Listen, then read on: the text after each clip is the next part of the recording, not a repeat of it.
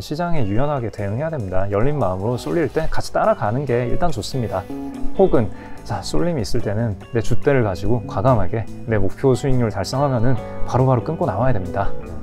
대답하기는 쉬운데 상반되는 두 대답 중에 뭐가 더 좋은 대답이냐라는 걸 우리는 어떻게 검증할 수 있느냐. 수많은 투자 기법들을 진짜 난도질을 해요.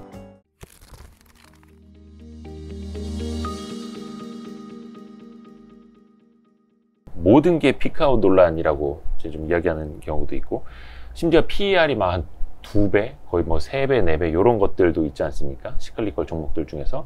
근데 이미 피크를 이제 칠 테니 혹은 피크를 쳤을 테니 PER 3배짜리도 결코 싼 게 아니다라는 이야기들이 있잖아요. 그런 거는 이제 대표님 입장에서는 어떻게 보세요? 시클리컬 주식이요? 네. 근데 시클리컬 주식을 PER 보는 거는 되게 교과서적인 내용인데 그러지 말라고 교과서에 나와 있죠.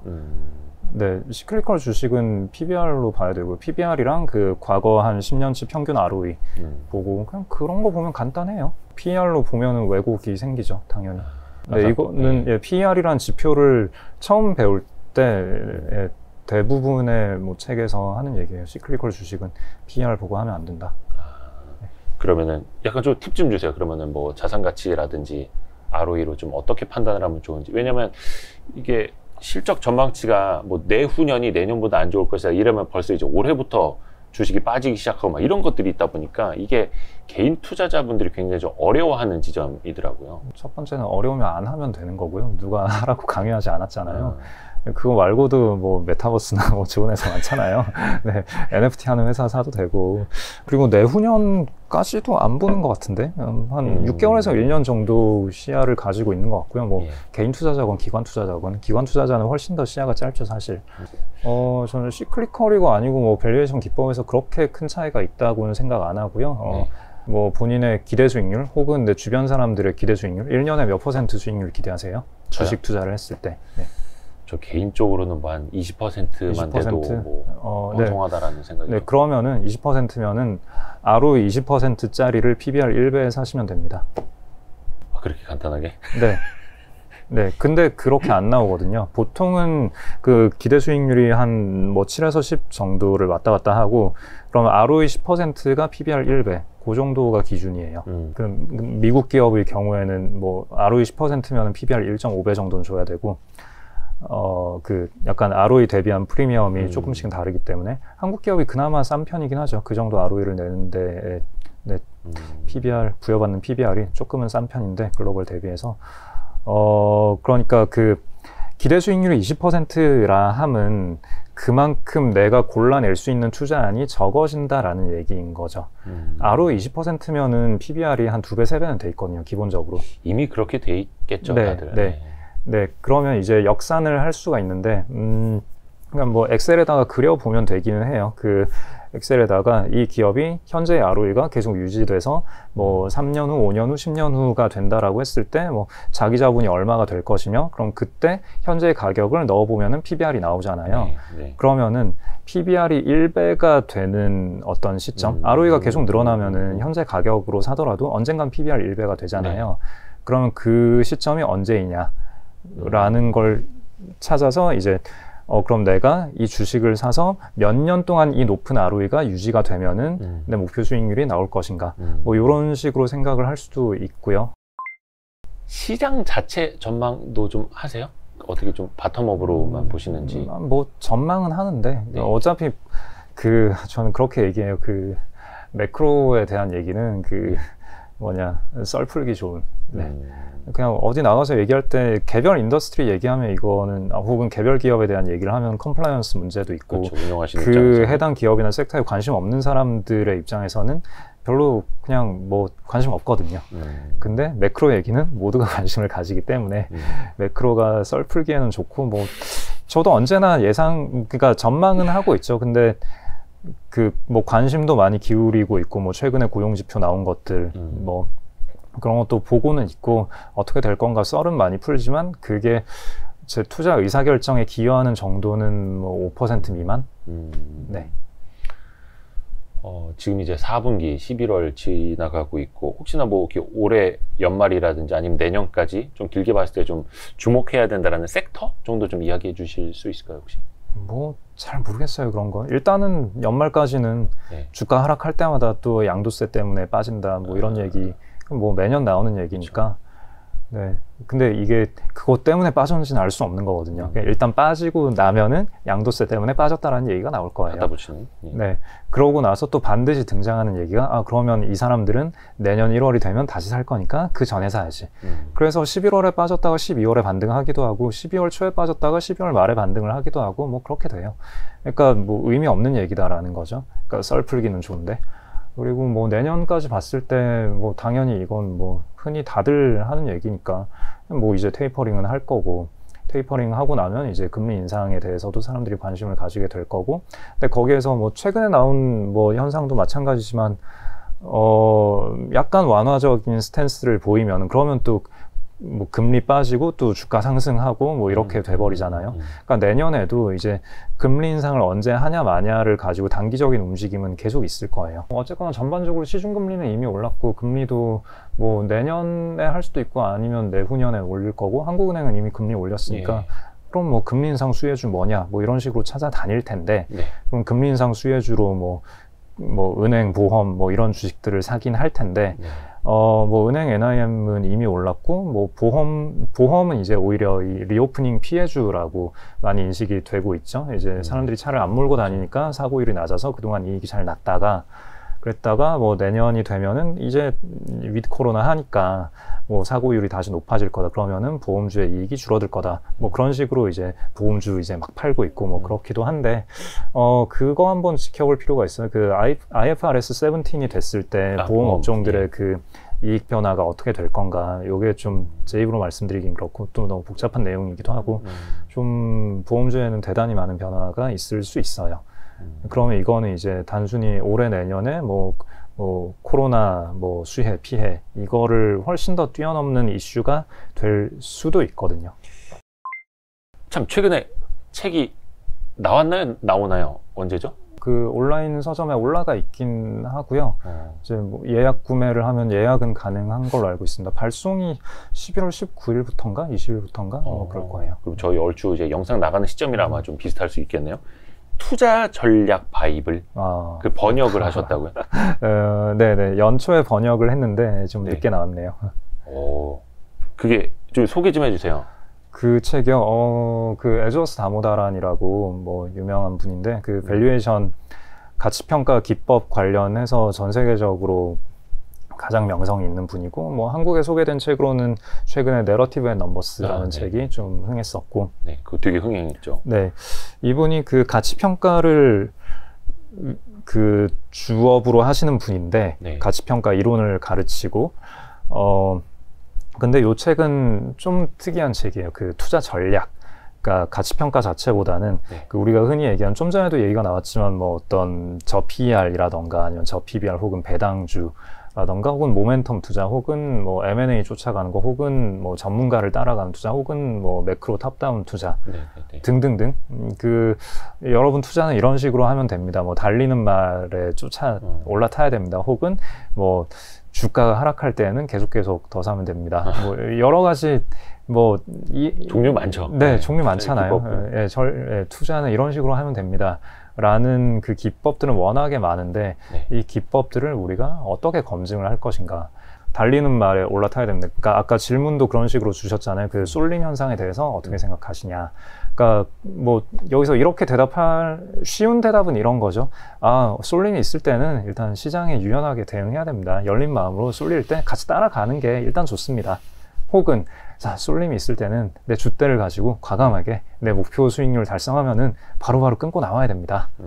대답하기는 쉬운데 또 일반화할 수는 없으니까. 그러니까 일반화할 수 없다라기보다는 어떻게 일반화할 것이냐라는 게 질문인 거죠. 이 둘 중에 상반되는 두 대답 중에 뭐가 더 좋은 대답이냐라는 걸 우리는 어떻게 검증할 수 있느냐. 거기에 대한 대답을 해주는 게 이 책이죠. 그러니까 수많은 투자 기법들을 진짜 난도질을 해요. 이걸 검증하려고 시도한 논문들은 되게 많거든요. 근데 저희가 논문을 다 찾아보는 게 아니잖아요. 근데 이분은 교수님이니까 그 각각의 전략들에 대해서 그 각각의 전략들을 과거 수십 년치 데이터를 가지고 검증한 논문들을 수백 개를 모아와서 다 정리를 해서 제공을 하는 거예요.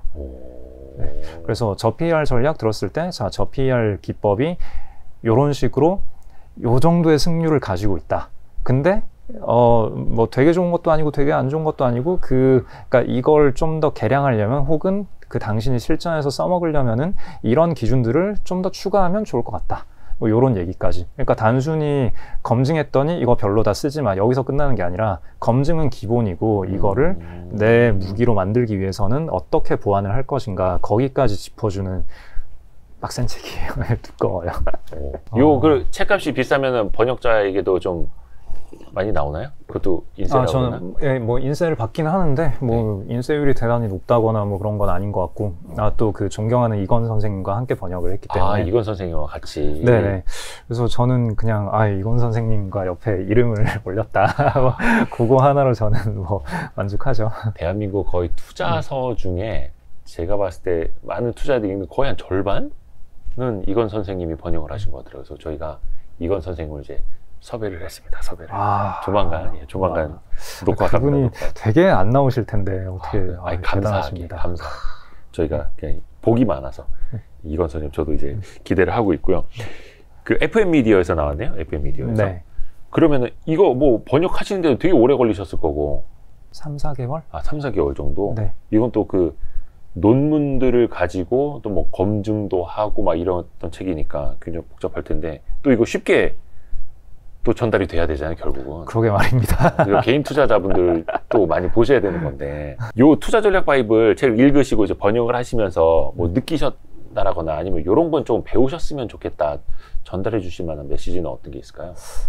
일단 다모다란 선생님은 말이 많으시고요.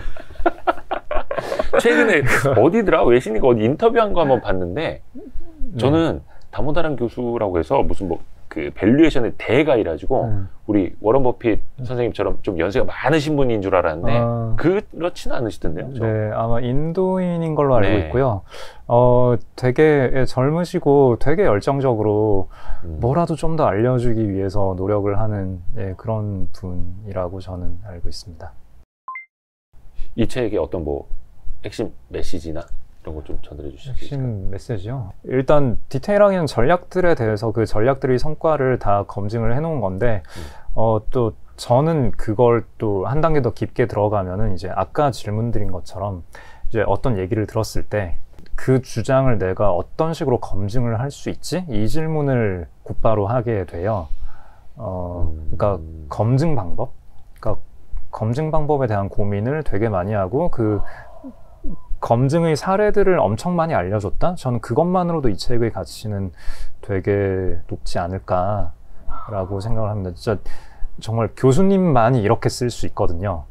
그러니까 이런 식으로 누가 그냥 지나가다 툭 던진 그런 말인 것 같은 것도 그냥 정말 진지하게 검증을 시도를 했다.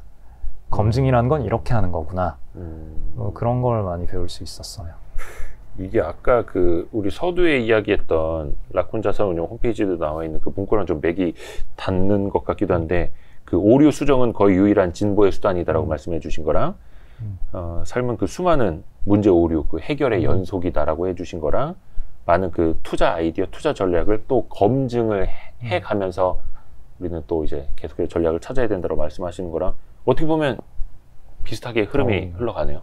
그러네요. 역시 진행을 훌륭하게 하시니 저도 막 이렇게 이어지는군요.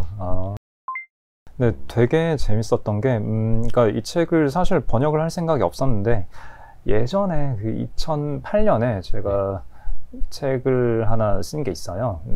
그 책을 쓰고 나서 그 출판사에서 다음 책 뭐 쓸 거 없냐 하길래 제가 책을 뭐 곧바로 다시 쓰긴 그렇고 뭐 번역은 뭐 생각해 볼 수 있다 하다가 그때 그 Investment Fables라는 이 책을 찾았어요. 이게 사실 나온 지는 좀 됐어요. 2005년인가 나온 책인데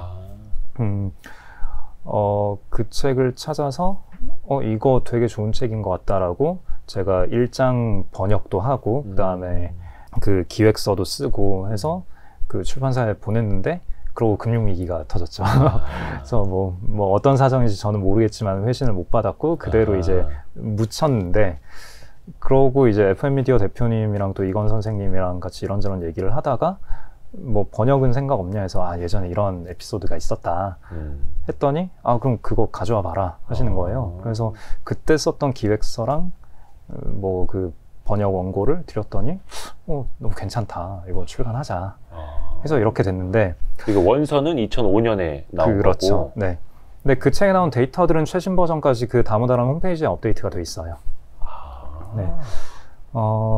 근데 그 책을 이제 번역을 이제 제대로 하려고 1장부터 다시 읽어봤더니 내용이 너무 좋은 거예요. 그러니까 제가 평소에 하고 있던 생각들이 다 담겨 있어가지고 되게 많이 담겨 있어서 저는 이 책의 1장은 또 약간 인트로덕션 같은 느낌이거든요. 그래서 그냥 그때 그냥 번역하고 이제 저는 잊혀졌다라고 생각을 하고 있었는데 알게 모르게 그 책에서 얘기하는 영향들을 되게 많이 제가 받았거나 혹은 제가 경험이 좀 더 쌓이고 나서 이게 옳다라고 생각하는 이야기들을 그 책에서 되게 많이 담고 있었거나 뭐 그런 거겠죠. 그래서 다시 번역을 하면서도 굉장히 재밌는 과정이었고 거의 뭐 한 15년 뒤에 다시 이제 꺼내서 보셨는데도 네. 혹시 그 우리 주변에도 이제 막 투자 시작하신 분들 많잖아요. 작년 뭐 1, 2년 저는 또 1, 2년 좀 짧다고 봐서 그런지 모르겠지만 혹시 뭐 운용사에도 막 연락을 하시거나 막 이러신 분들도 있잖아요. 네, 뭐 많이 계시죠. 네. 그런 개인 투자자분들한테 뭐 좀 현실 조언 막 이런 거 있잖아요. 뭐? 투자 공부할 때나 어떤 이야기를 주로 해주세요? 투자는 알아서 각자 열심히 하는 거죠. 뭐 제가 뭐라고 뭐 조언을 합니까? 지금까지 1시간 동안 조언해 놓으시고. 그런가요? 그냥 농담입니다. 질문 답변이라고 하죠. 뭐. 어떤 눈앞에 전문가라고 있는 사람들이 별로 물론 뭐 전문적인 어떤 식견이 있을 수 있는데 그게 미래 예측력과는 별로 관련이 없다. 그런 걸 좀 이해를 해주시면 좋을 것 같아요. 그러니까 뭐 이 사람이 뭐라 떠든다고 해서 이 사람이 예측하는 미래가 다 맞는 거 절대 아니고 틀릴 가능성이 훨씬 높고, 그리고 반대로 그렇게 미래를 못 맞췄다라고 해서 이 사람의 경험이나 식견이 정말 잘못된 것인가, 그렇게 해석할 건 또 아닌 거고, 그러니까 결국은 미래에 대한 예측은 내가 하는 거고 본인이 직접 해야 되는 거고, 주변에서 전문가건 비전문가건 수많은 사람들이 떠드는 얘기는 나의 미래 예측을 위한 소스일 뿐이다. 뭐 이런 식으로 이해를 해주시면 좋을 것 같아요. 오늘 좋은 말씀 너무 감사합니다. 그래서 오늘 저도 사실 홍진채 대표님 오늘 처음 뵈가지고 조금 좀 어렵기는 했습니다만 또 이야기를 잘 해주셔서 너무 감사합니다. 잘 풀어주셔서 별 말씀입니다. 감사합니다. 투자 전략 바이블도 저희가 기대를 해보고 꼭 한번 읽어보도록 하겠습니다. 오늘 혹시나 나중에 또 기회가 되면은 한번 또 모실 수 있었으면 좋겠습니다. 감사합니다. 고맙습니다. 수고하셨습니다.